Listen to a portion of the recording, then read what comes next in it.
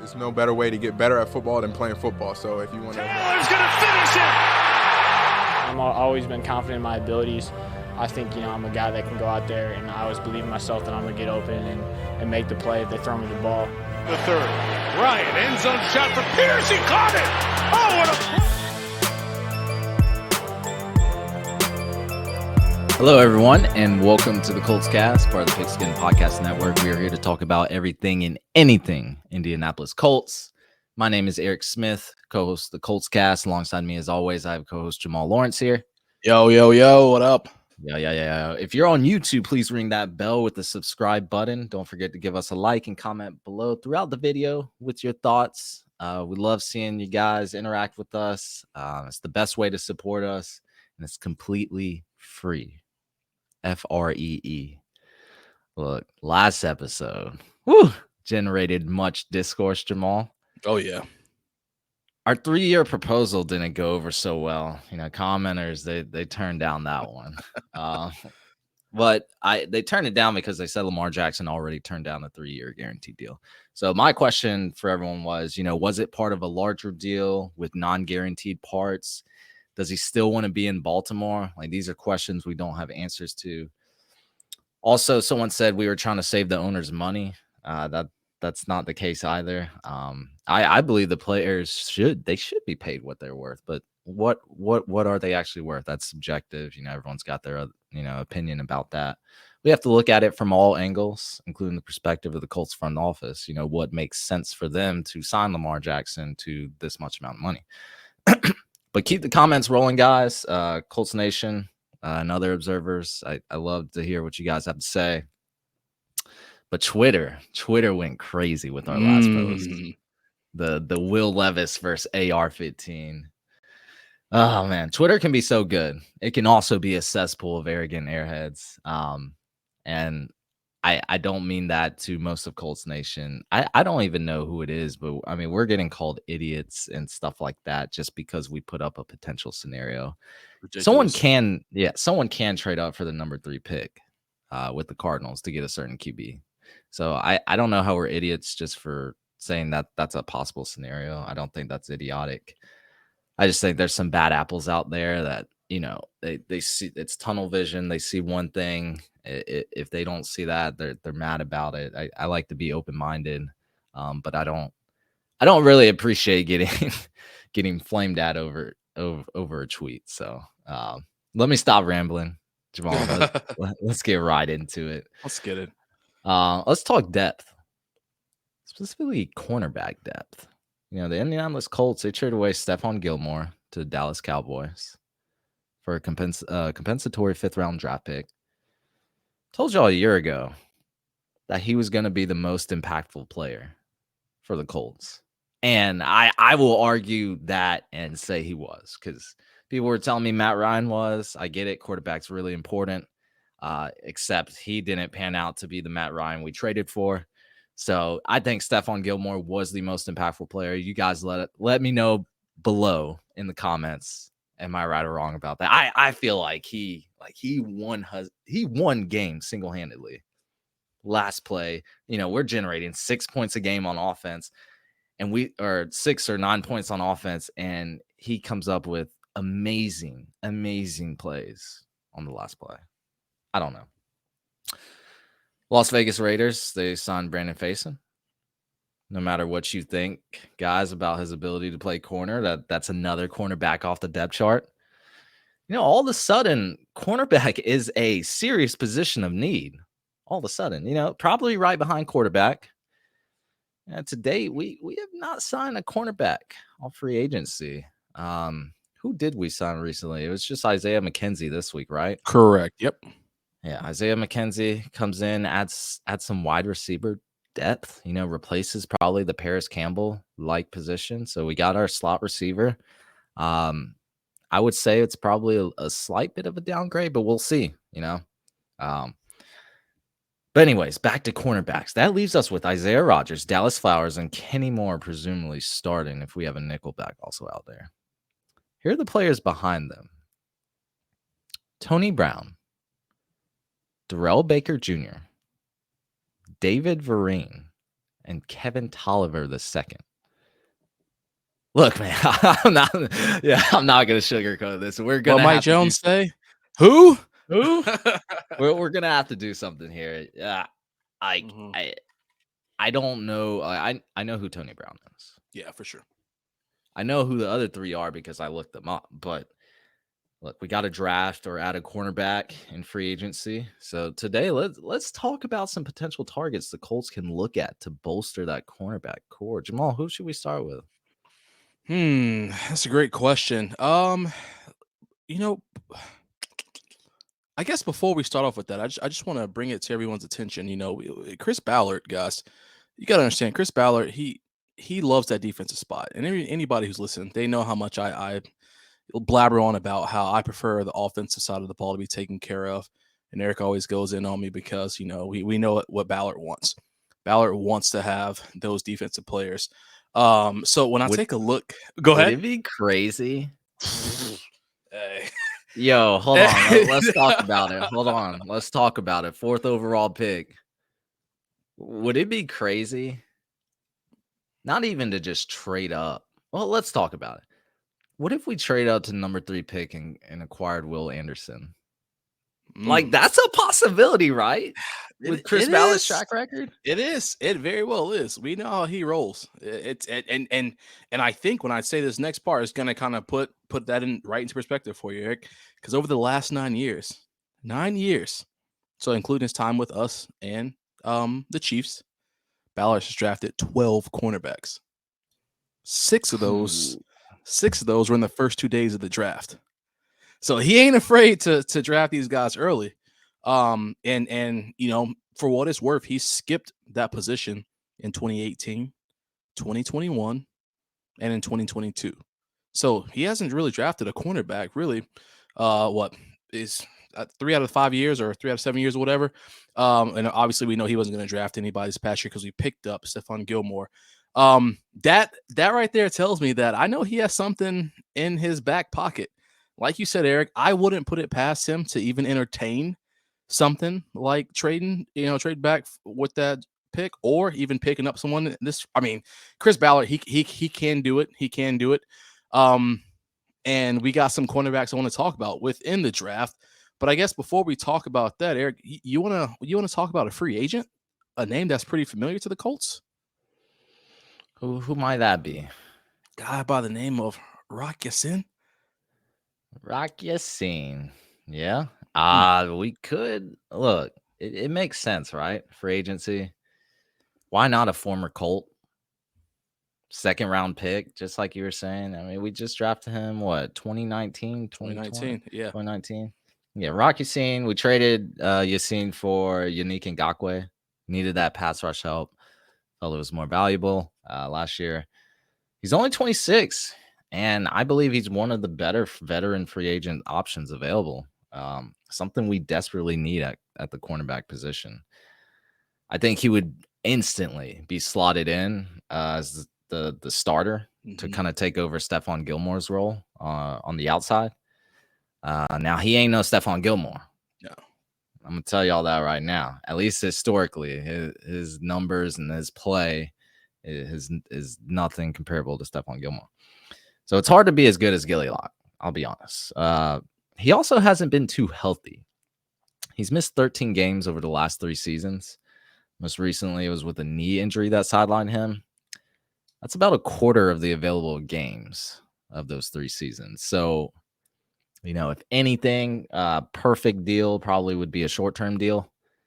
See if he's more than just a fringe starter and see if he can stay healthy. Basically a 1-year deal, prove it deal. I think it would be beneficial for both sides.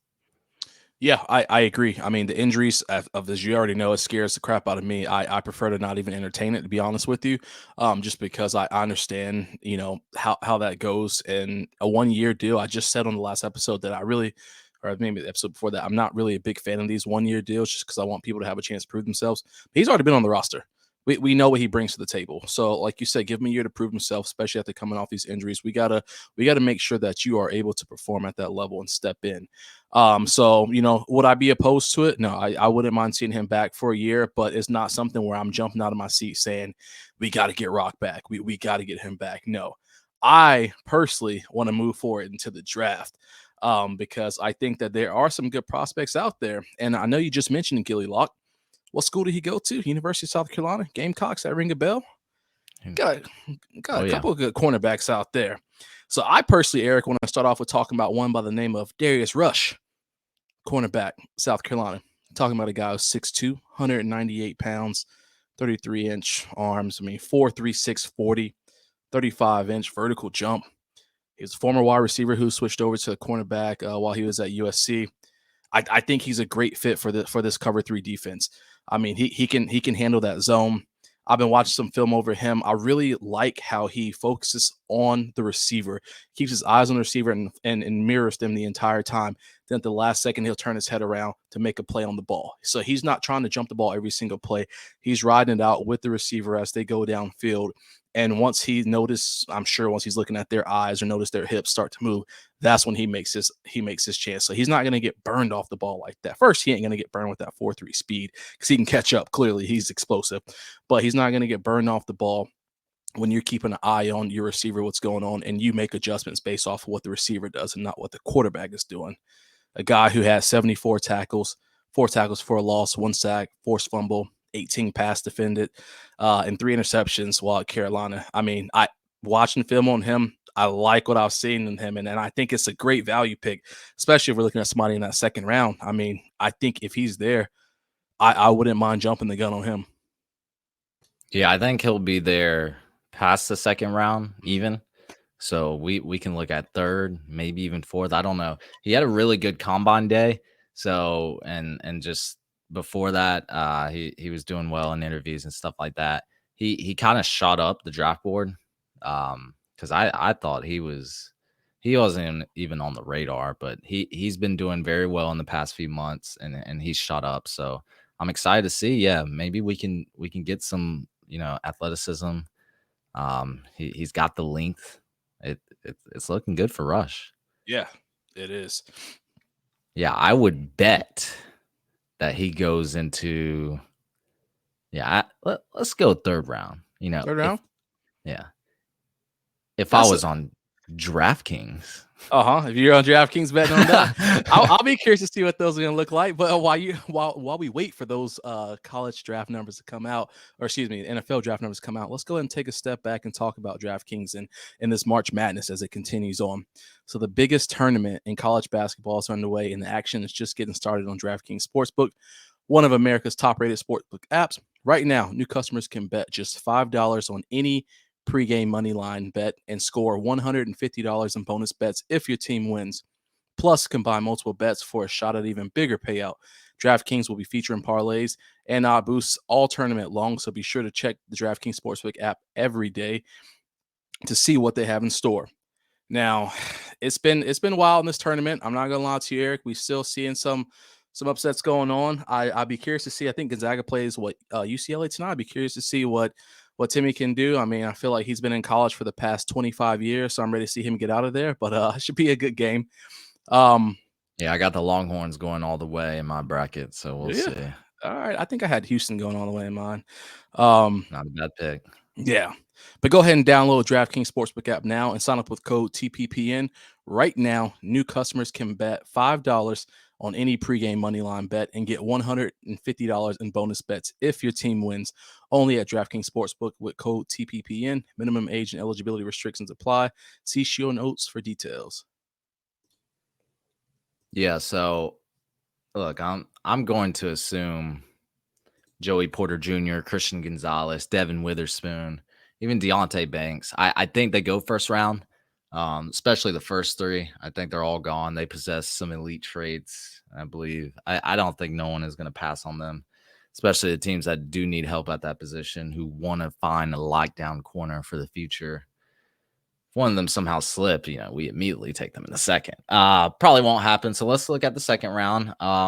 There's a lot of good corners in the drafts. the Colts look at a wide receiver at this position, I wouldn't be mad. I know a lot of Colts fans want a wide receiver in the second round. There's a lot of value wide receivers in the second round. But like you said, Darius Rush, well, let's talk about another South Carolina Gamecock. Let's do it. Cam Smith. He's been falling. He was like consensus number one corner probably before the season ended. He was borderline CB1. Has great ball skills, reads QBs and wide receivers very well. He has the instincts at that position. Like I don't know if you were watching as much Gamecock football as I was, but like quarterbacks wouldn't throw his way. Like they schemed it. Like they was like, nah, we not playing with Cam Smith today. So he didn't get as much targets, thrown to him. But when he did, he shined. So he was just that good. I wouldn't be surprised if he was like a day one starter, week one starter. Lots of good corners in this draft, but he could potentially slip to the second round, and that would be awesome. Yeah, it would be. I would love to see him there. That's someone who he's got something to prove now. He's got a little chip on his shoulder since falling, and I'm sure he knows it. He wants to show everybody else. So why not? If you get the opportunity to pick up someone like him, get him and let him do what he does best. I would love to. There's nothing better than seeing whenever I look at stats for people or these cornerbacks, and I'm like, man, I feel like they didn't have too many tackles, they didn't have too many interceptions, whatever the case is. It's because people weren't throwing their way. Exactly like you said. That's a great stat line to have when we look at or to think about when we see this for these cornerbacks. So if Cam slipped through the cracks and he's there for us, I'm all down for it. Got to. And I think another SEC player, Keely Rango.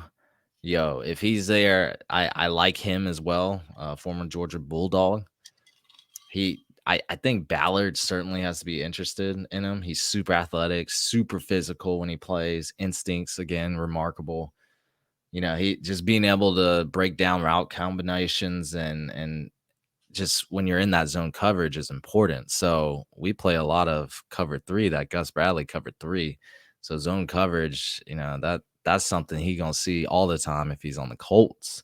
So knowing how to respond in zone coverage, I think it'd be beneficial. He's going to thrive in the Gus Bradley system. He's a beast in run support, man, and so good at getting off blocks and attacking to make a play. I really like Ringo. He's also another corner that was, kind of projected first round, but now I don't know if he may still go late first round, but he might go second round just because there's some other cornerbacks that have shot up the board. He's also good in press coverage. I really like Keely Rango. Like I said, there's a lot of good corners in this draft. I think, I don't know. I feel like we have to in the second round, just with what's happened, the circumstances behind Gilmore leaving, no more facing. We have Isaiah Rodgers. Okay, Dallas Flowers is next up, maybe. Kenny Moore. Kenny Moore don't want to be here. Kenny Moore, yeah, I don't know if Kenny Moore is going to, play on the outside. There's questions. There's a lot of questions at the cornerback position. So I like Ringo. I like Smith.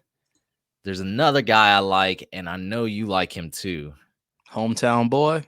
You know how much Colts fans love their hometown boys. Julius Brents.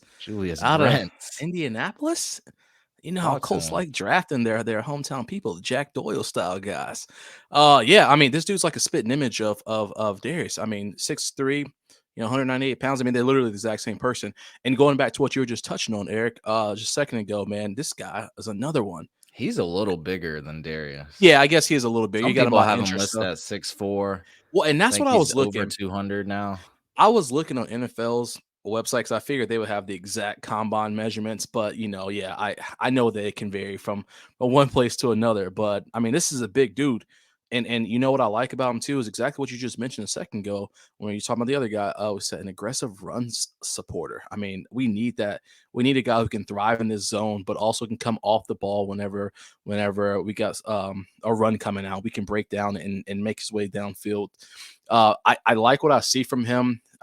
This guy, while he was at Kansas State, again, I like to just throw out numbers just so people can kind of get an idea. 111 tackles, 6.5 tackles for loss, 6 interceptions, 10 passes deflected, and 1 forced fumble. I mean, this is a guy who's all over the field. He's making plays. Watching film on him as well, he's explosive. You know, he can break off a receiver and make his way to the backfield as quickly as he can, you know, or he can jump a route. I mean, these are things I like to see out of all these guys. And it's exciting to think about that we have so many options in the draft, especially when we're paper thin, what we have going on right now. So I think that, you know, there are plenty of guys in here we can't really miss the mark on. We can get somebody and develop them and have them step right in. We don't even really need to look into free agency, I personally feel like. Ooh, It's my take. it's like Hot that. take. Okay. I still want to bring Rocky Scene back. I thought he was, you know, he can start. We need a starter in there. But yeah, back to Brent's extraordinary size, length. You talked about his 34-inch arm length. I mean, that's long. Yeah, Like, that's real long. a lot of corners, they're at like average, probably 32. But yeah, great tackler, you know, good in that run support department. Press coverage shouldn't be an issue for him either. He's so big and strong. I do think, however, he has one drawback. I feel like he is going to be scheme dependent, and which is fine. We do play a lot of zone coverage, but like he's not as fast as the other corners we've been talking about. So I don't think he has that speed. Like if he gets beat vertically, it's over. Yeah. I just don't think he has the speed to stay with. I mean, like Tyreek Hill. Just imagine that.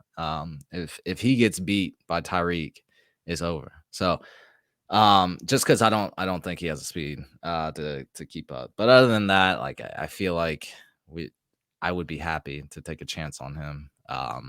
He would be nice in our system. Man. He looks really good.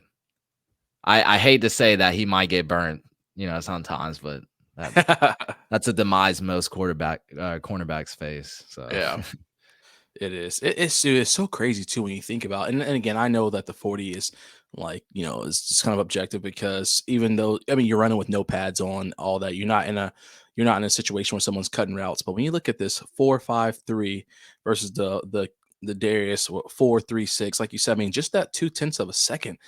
You get a Tyreek Hill with you like that, he can shake you on the first play. It's over. Yeah, that's an extra bit of cushion. It's nuts. That's separation. It really matters, and it could be, you know, that split second where you can't get to him, you can't make the tackle, you can't make a play on the ball. It really means something. So Yeah.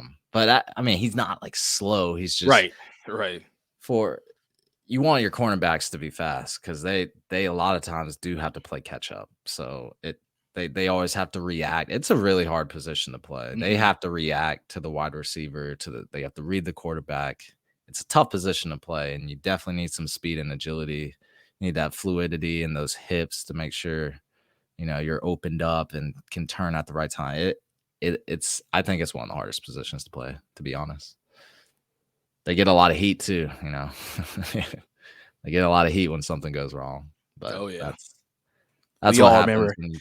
We all remember Ashton Doolin, Brandon Trayvon Diggs this year. Yeah, we don't want to talk about that. That double move, that was crazy. I ain't gonna lie. That's why I think Ashton Doolin could potentially be a starter for us now that Campbell has left. We'll see. You know, he's versatile, but like I don't know how he shook Diggs like that. That's all I'm gonna say. Yeah, but yeah, that's the corners we're looking at, guys. There's a couple of them. I think we have to draft someone.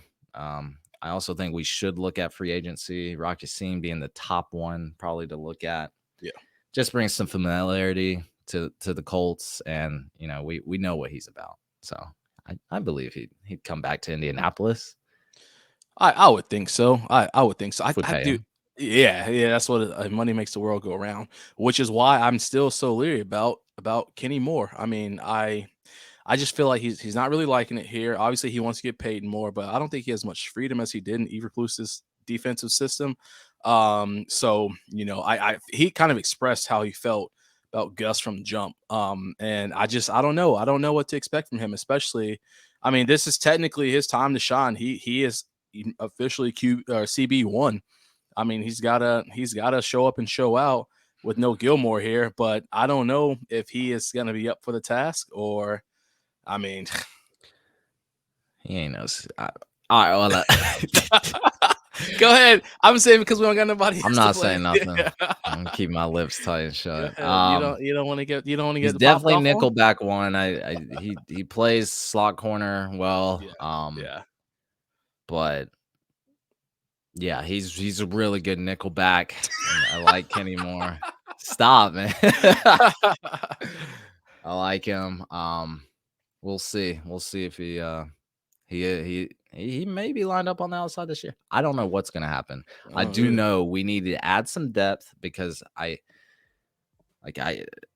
listed up the backup. You know, like I was looking at these cornerbacks, the backup cornerback. Like one of them is like a 5'9" corner out of like Newberry or something. I can't do it.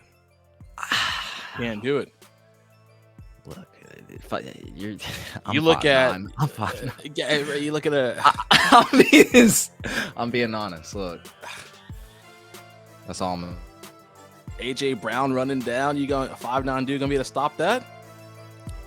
It's tough. I think there is a corner in this draft that is like 5'9".